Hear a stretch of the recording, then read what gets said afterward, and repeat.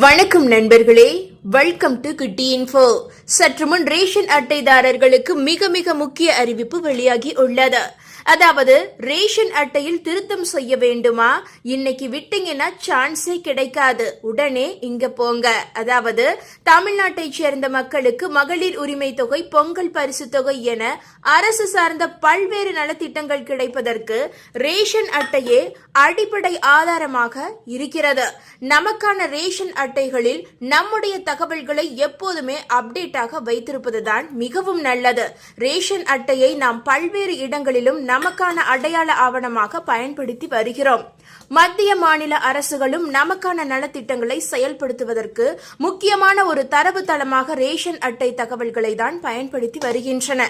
எனவே பொதுமக்கள் தங்களுடைய ரேஷன் அட்டையில் பெயர் சேர்ப்பது, பெயர் நீக்குவது, புதிதாக விண்ணப்பம் செய்வது, தங்களின் விண்ணப்பத்தின் நிலையை அறிவது உள்ளிட்ட அவற்றை ஒரே நாளில் முடிக்க வேண்டும் என்பதற்காக ஒவ்வொரு மாதமும் தமிழ்நாடு அரசு சார்பாக வாரத்தின் 2வது சனிக்கிழமையில் ரேஷன் அட்டை குறைதீர்ப்பு முகாம் நடத்தப்படுகிறது.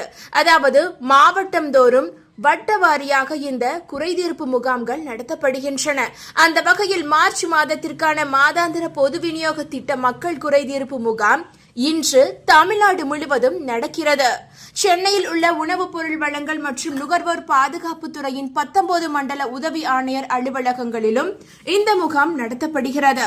அதேபோல அனைத்து மாவட்டங்களில் இருக்கக்கூடிய வட்ட வழங்கல் அலுவலகங்களில் பொதுமக்கள் இந்த குறைதீர்ப்பு முகாம்களில் பங்கேற்கலாம். காலை 10 மணிக்கு தொடங்கக்கூடிய ரேஷன் அட்டை குறைதீர்க்கும் முகாம் பிற்பகல் 1 மணி வரை நடைபெற உள்ளது. இந்த சிறப்பு முகாமில் பொதுமக்கள் தங்களுடைய ரேஷன் அட்டைகளை கொண்டு சென்று அதில் என்னென்ன மாற்றங்கள் தேவையோ அவற்றுக்கு விண்ணப்பம் செய்ய முடியும்.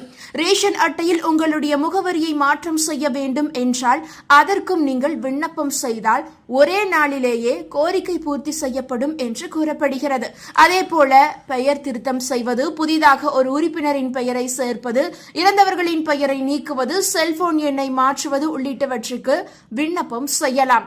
அதே போல புதிதாக விண்ணப்பம், ரேஷன் கார்டு விண்ணப்பம் செய்வது மற்றும் நகல் அட்டை கேட்டு விண்ணப்பம் செய்வது போன்ற அனைத்து சேவைகளும் அந்த முகாம்களில் செய்து தரப்படுகிறது. மாற்றுத்திறனாளிகள் மற்றும் மூத்த குடிமக்கள் தங்கள் குடும்பத்தில் இருக்கக்கூடிய ஒருவர் தங்களுக்கு மாற்றாக ரேஷன் பொருள் வாங்குவதற்கான சான்றிதழையும் பெற முடியும்.